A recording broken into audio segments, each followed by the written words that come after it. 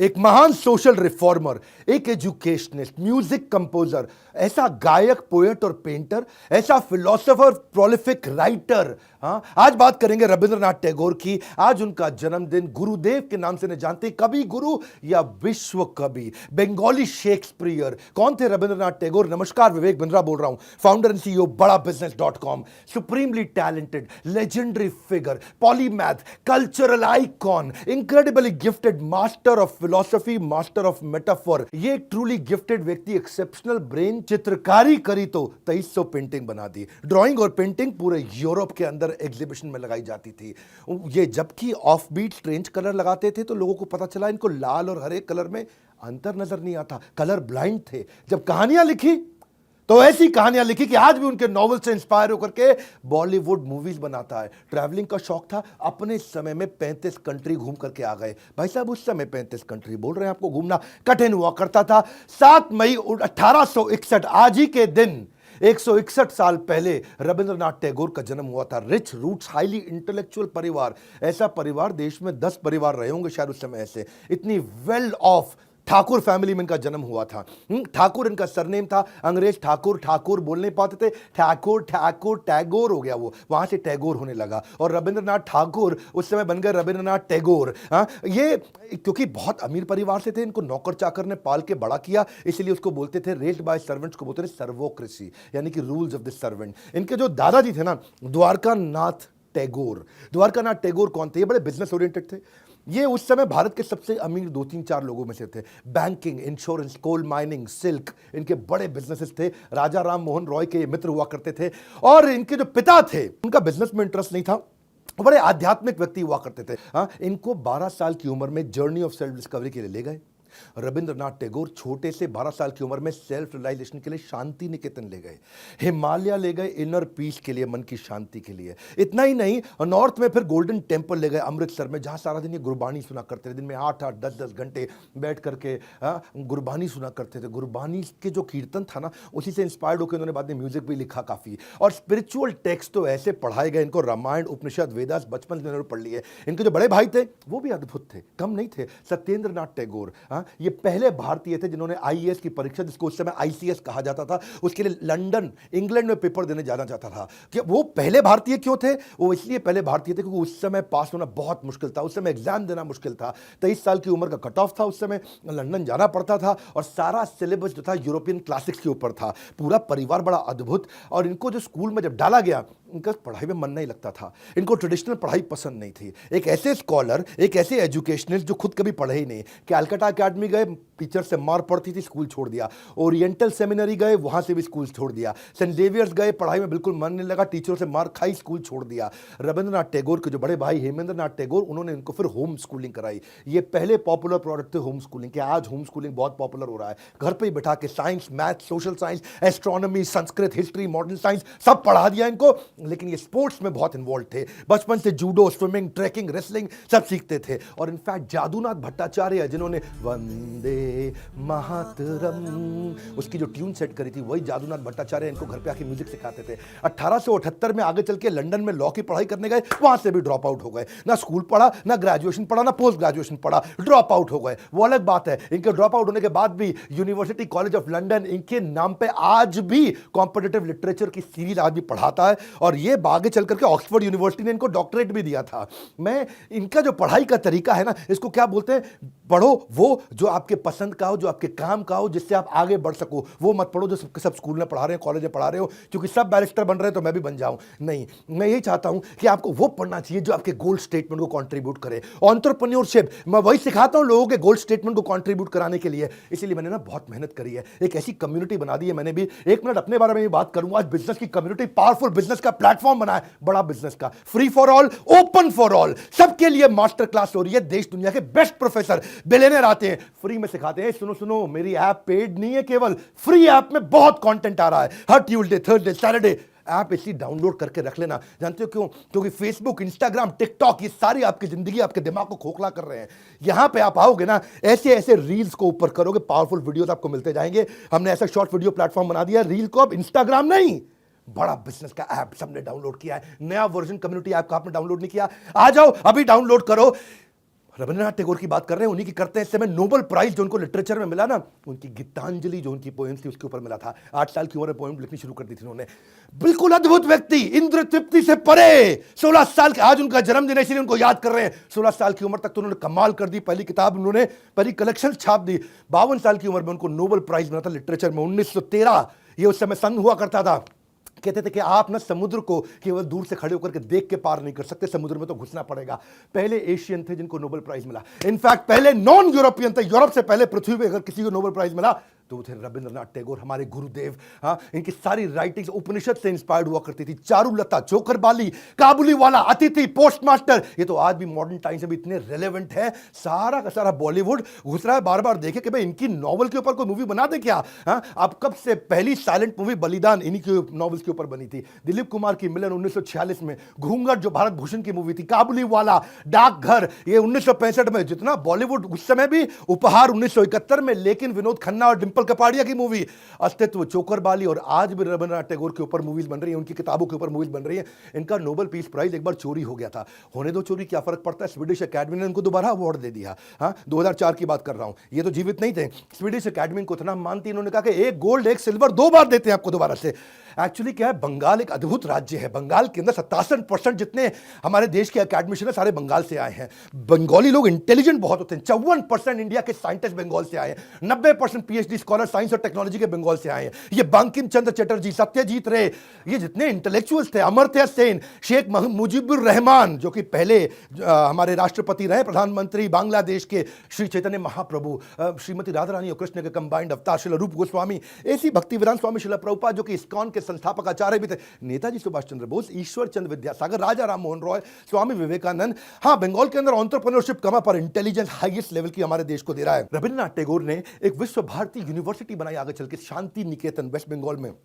Purpose क्या था, conventional पढ़ाई को चैलेंज कर देंगे। हाँ, ये जो लिख करके किताब में पढ़ाया जाता है वो नहीं चाहिए, हमारे को फील्ड में पढ़ाई चाहिए। उसी के लिए उन्होंने विश्व भारती यूनिवर्सिटी बनाई। और ये जो विश्व भारती यूनिवर्सिटी थी, इसी से ही अमर्त्य सेन आए, इसी से सत्यजीत रे आए, इसी से इंदिरा गांधी आई। देश के कई इंटेलिजेंट लोगों को यहां से जन्म मिला है। इन्होंने अपना सारा पैसा नोबेल पीस प्राइज का इसी स्कूल को बनाने में लगा दिया था। हाँ, यहाँ पे अच्छा, इतना इनसे अंग्रेज भी इंस्पायर्ड हुआ करते थे कि किंग जॉर्ज जो इंग्लैंड के थे, उन्होंने नाइटहुड की उपाधि दी, नाइटेड कर दिया इनको 1915 में। लिटरेचर में जो उनका कॉन्ट्रीब्यूशन था उसके लिए। वो अलग बात है, जलियांवाला बाग का जब मैसेकर हुआ तो उन्होंने अपनी सर की उपाधि, नाइटहुड की उपाधि अंग्रेजों को वापस कर दी, बोला नहीं चाहिए तुमसे।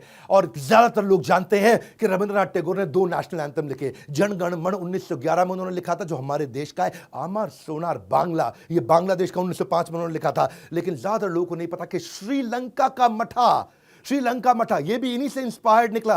यानी कि इनके पास कंट्रीब्यूशन है 3 नेशनल एंथम के, इंडिया, बांग्लादेश और श्रीलंका। जब गाने लिखे तो 2232 लिख दिए, और ऐसे लिख दिए कि पूरा का पूरा Hindustani classical music, Gurbani, inherent folk music of Bengal सब अंदर डाल दिया इन्होंने। ताल जब पढ़ते थे, ताल को सीखा तो बोला ये ताल तो कम है, 6 नई ताल क्रिएट कर दी इन्होंने, जिसको बोलते हैं कर्नाटक ताल। कर्नाटक ताल इंस्पायर्ड होकर के 6 नई ताल इन्होंने बना दी, क्योंकि कहते हैं कि जो एग्जिस्टिंग ताल है वो जस्टिस क्रिएट नहीं कर पा रही है। जो लेजेंड थे ना, इनके देहांत के बाद भी आज, अच्छा, स्वामी विवेकानंद उस समय में रविंद्र संगीत कभी कभी इनको गाते हुए देखा जाया करता था। स्वामी इतना पसंद करते थे रविंद्र संगीत। बंगाल में ऐसा है जैसे शेक्सपियर का इंपैक्ट अंग्रेजी पर रहा है।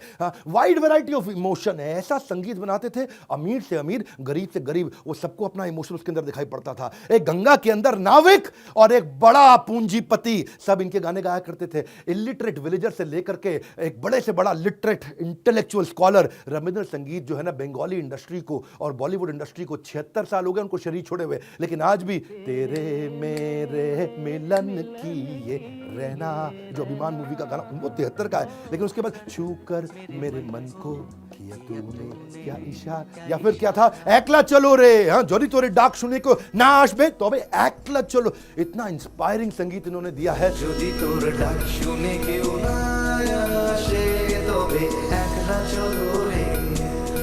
अच्छा, गांधी से इनका झगड़ा चलता था, गांधी से इनकी बनती नहीं थी और बनती भी थी। ये बड़ा कमाल का रिलेशनशिप होता है, क्योंकि गांधी थे नेशनलिस्टिक और ये थे ह्यूमैनिटेरियन। हाँ, गांधी क्या कहते थे, अपना देश ही सब कुछ है, अपना देश ही सब कुछ, अपने देश के लिए सब कुछ करो। ये कहते थे मानवता के लिए सब कुछ करो, ह्यूमन। हाँ, ये तो दरारे देश की आज ये हैं, कल बदल जाएंगे, परसों फिर बदल जाएंगी। ये दरारें हमसे, मैंने और आपने डाली हैं। गांधी बोलते थे कोई बात नहीं, आप अपनी मातृभाषा का सम्मान करें, हिंदी में भाषण दें, हाँ आप अंग्रेजी में क्यों बोलते हैं? तो ये बोलते थे कि जिसको जो भाषा समझ में आती मैं उसमें बोलूंगा। तो ये ना अपने समय में 2 कदम आगे चला करते थे। ये इंटरनेशनलिज्म में बिलीव करते थे, गांधी नेशनलिज्म में बिलीव करते थे। ये कहते थे इंसान किसी भी देश का हो, उसकी रक्षा करना हमारी जिम्मेदारी है। हाँ, टैगोर कहते थे भाषण देना जरूरी नहीं है, बात को लोगों तक पहुंचाना जरूरी है, हिंदी जरूरी नहीं है।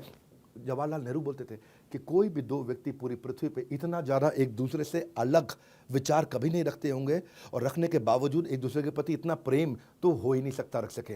हाँ, ऐसे रविंद्रनाथ टैगोर बोलते थे कि friendship between us is richer because of the intellectual differences between us. हाँ, हम दोनों में वैचारिक मतभेद है, लेकिन एक दूसरे के प्रति सम्मान की कोई कमी नहीं है। गांधी बोलते थे चरखा चलाओ, अपना कपड़ा खुद बनाओ। ये बोलते थे हर आदमी चरखा चलाएगा तो देश आगे कैसे बढ़ेगा। इन्होंने किताब लिख डाली द कल्ट ऑफ चरखा, चरखे के नुकसान। ये बोलते थे चरखा महंगा पड़ता है, विदेशी कपड़े सस्ते पड़ते हैं, वो भी ले लो। तो अब वो कहते थे कि भाई कोई मुझे पता है मेरी बातों का बुरा लगेगा, हाँ लोगों को बुरा लगेगा, लेकिन मैं चाहता हूं कि हम इन चीज़ों से बहुत आगे निकल जाएं। हाँ, गांधी कहते थे पूरा अपने विदेशी कपड़ों को आग लगा दो, खादी पहनो, विदेशी कपड़ों को बहिष्कार करो। ये कहते थे विदेशी कपड़े पहनने में समस्या नहीं है, मेरे को यहाँ पे इस समय माइक्रो एंटरप्रेन्योरशिप चलाना, ट्रेडर चाहिए, डिस्ट्रीब्यूटर चाहिए, मुझे होलसेलर चाहिए, जो सब के सब माल बेचेंगे उनको भी कमाना है। इन्होंने एक ऐसे लिख दिया था, शुद्धोपाय, स्ट्रगल ऑफ इंडियन ट्रेडर्स कैसे स्ट्रगल करेंगे। तो ये मल्टीनेशनलिज्म, ग्लोबलाइजेशन के अंदर बिलीव किया करते थे। टैगोर और गांधी दोनों जाइंट थिंकर थे, मॉडर्न इंडिया के। दोनों इंस्पिरेशन लेते थे इसी भारत से, लेकिन दोनों अलग प्रकार से सोचते थे और एक दूसरे के प्रति प्रेम भी रखते थे। 1934 में गांधी जो नेपाल बॉर्डर पे जो अर्थक्वेक आया ना, तो गांधी बोले ये अर्थक्वेक पता है क्यों आया? ये अर्थक्वेक इसलिए आया क्योंकि आप जात पात का, अछूत का भेदभाव करते हैं, इसलिए देवी शक्ति नाराज हो गई है, इसलिए अर्थक्वेक आया। टैगोर खुंदक खा गए, बोले कमाल हो गया गांधी जी, इतना नॉन साइंटिफिक। हाँ, ये अछूत के चक्कर में अर्थक्वेक आ गया, ऐसे थोड़ी है। तो मैं तो बहुत हैरान हूं गांधी जी का पत्र पढ़ के। ऐसा बोले टैगोर कि गांधी जी जैसा पढ़ा लिखा व्यक्ति भी ऐसे गैर वैज्ञानिक सोच रख सकता है। तो इनमें बड़े बहुत मतभेद हुआ करता था। 1936 में रविंद्रनाथ टैगोर थिएटर के अंदर डांस ड्रामा किया करते थे। एक बार की कहानी बता रहा हूं, और वो अपना फंड इकट्ठा करने के लिए करते थे। विश्व भारती शांति निकेतन जिन्होंने स्कूल यूनिवर्सिटी बनाया था। गांधी एक बार धर्मपत्नी के साथ गुरुदेव का वो नाटक ड्रामा देखने के लिए कोलकाता में गए, और गांधी वहां बैठकर के सामने देखे ड्रामा नाटक बहुत अच्छा, लेकिन उन्होंने उनको बोला कि यार तुम्हारी उम्र 75 साल हो गई, तुम इस उम्र में क्यों इतना मेहनत करते हो? नाटक, ड्रामा, एक्टिंग, लेखन, ये सब क्यों करते हो? अब आराम करो, अपने जीवन में 75 साल के हो चुके हो। हाँ, तो उस पर उन्होंने जवाब दिया कि नहीं, मुझको पैसे की ज़रूरत है, मैं फंड रेज कर रहा हूँ, मुझे ये शांति निकेतन को बड़ा करना है, मुझे स्कूल की पढ़ाई के तरीकों को बदलना है। तो गांधी ने बोला कोई बात नहीं, ये सब मत करो। गांधी ने अपने कई इनके फॉलोअर्स हुआ करते थे, उसमें एक अंग्रेज बिजनेसमैन फॉलोअर, उसको बोल के इनको 60,000 रुपये का डोनेशन दिलाया, और फिर इन्होंने अपना स्कूल चलाया। तो गांधी और टैगोर आपस में एक दूसरे के खिलाफ थे, पर जब मदद करने की बारी आती थी तो हमेशा एक साथ थे। और गांधी को महात्मा टाइटल भी इन्होंने दिया, और इनफैक्ट देश नायक का भी टाइटल जो नेताजी सुभाष चंद्र बोस को, वो भी टैगोर ने दिया, और वाइस वर्सा। गांधी भी इनको गुरुदेव कह के बुलाया करते थे। हाँ, कई ऑनर्स हुए इनके नाम पे। हाँ, आज भी गॉर्डन स्क्वायर लंदन के अंदर प्रिंस चार्ल्स की 150वीं इनकी अपनी बर्थ एनिवर्सरी पे इनका स्टैचू बनाया गया। इजराइल ने टेल अवीव के अंदर एक सड़क इनके नाम पर रख दी, जिसका नाम रखा उन्होंने रेहॉव स्ट्रीट, मतलब एक ऐसा टेल अवीव के अंदर सड़क बना दी इनके नाम की। हाँ, रविंद्र सेतु कोलकाता में, इतना कुछ है इनके नाम पे। श्रीलंका के अंदर एक बहुत बड़ा मेमोरियल ऑडिटोरियम है इनके नाम पे। विश्व कवि रविंद्रनाथ टैगोर बांग्लादेश में इनके नाम पे सैकड़ों अवार्ड्स भी हैं। Rabindranath Tagore literacy prize, literary prize, Tagore Ratna, कई तरह के अवार्ड हैं। यूनिवर्सिटीज, बांग्लादेश की रविंद्र यूनिवर्सिटी, रविंद्र मैत्री यूनिवर्सिटी, या मॉरिशस की रविंद्रनाथ टैगोर स्कूल यूनिवर्सिटी, ये सब कुछ इन्हीं के नाम पे बनाए गए हैं। इनफैक्ट पोर्ट ब्लेयर के अंदर भी टैगोर गवर्नमेंट कॉलेज इनके नाम पे है। और इनके बारे में अगर मैं सब कुछ एक वीडियो में बता दूं तो ऐसा है कि पूरे के पूरे संसार को एक बोतल में डाल देना, पूरा संसार एक बोतल में आ नहीं सकता है। रविंद्रनाथ टैगोर ऐसे महान व्यक्ति कई सदियों में एक बार आते हैं, और यही मेरा प्रयास रहता है आपको वो पावरफुल कंटेंट लाके देना, छोटे वीडियो के अंदर सॉलिड कंटेंट। इनफैक्ट छोटे वीडियो के अंदर सॉलिड कंटेंट में मैं अब आपको देने जा रहा हूं बिजनेस का ब्रह्मास्त्र। एक अपनी तरफ से गुड न्यूज भी दे देता हूं, 7 वंडर्स ऑफ द वर्ल्ड। आप वॉनरप्रेन्योर, सोलोप्रेन्योर, एंटरप्रेन्योर कुछ भी हो, मैं आपको fast track MBA crash course दे रहा हूं। Hey guys, come on, listen to me. Fast track MBA crash course. हाँ, MBA का क्रैश कोर्स आपको जो दे रहा हूँ 300 से ज़्यादा स्ट्रैटेजी, सारी इंडस्ट्री, सारे फंक्शन, सारे स्टेजेस, आप कुछ भी करते हो।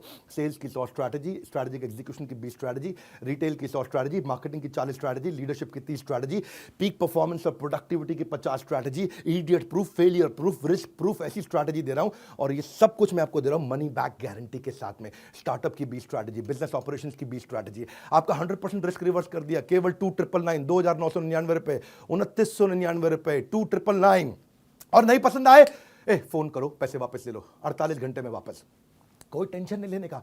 लो प्राइस गारंटी तो है ये, दुनिया में इतने सस्ती फास्ट ट्रैक एमबीए कोर्स दुनिया में कोई नहीं करा सकता। Lowest price guarantee, free service guarantee, कुछ समझ में ना आए तो कॉल कर सकते हो। रिप्लेसमेंट गारंटी, ये पसंद नहीं है इसकी जगह कुछ और ले सकते हो। मनी बैक गारंटी, सब गारंटीज का बाप होता है मनी बैक गारंटी। पैसा ही वापस ले लो। अब पड़े हो किस चक्कर में, कोई नहीं है टक्कर में, आपका पूरा रिस्क खत्म कर दिया है मैंने। 2999 के अंदर 48 घंटे में पूरा पैसा वापस, इजी और रिस्क फ्री कर दिया। आप अनसेटिस्फाइड नहीं, ले लो वापस। कैसे पता लगा इसके बारे में? और मेरे साथ आज इस पूरा वीडियो को देखने के लिए आपका धन्यवाद। नीचे कमेंट बॉक्स में बताइए और किसका वीडियो देखना चाहेंगे। और रविंद्रनाथ टैगोर जी को उनके जन्म दिवस पे, उनके आविर्भाव दिवस पे आज उनको बधाई दीजिए। नीचे कमेंट बॉक्स में उनके बारे में लिखिए। खड़ा होकर के पूरे फॉर्म में आ चुका हूं भाई साहब आग लगाने के लिए। इस वीडियो को सब तक शेयर कर दीजिए। बंगालीज के प्राइड, भारतवर्ष के प्राइड, पृथ्वी के प्राइड श्री गुरुदेव रविंद्रनाथ टैगोर हमारे साथ जुड़े रहने के लिए, वीडियो को शेयर करने के लिए आप सबका हृदय की गहराई से प्रेम पूर्वक बहुत बहुत धन्यवाद।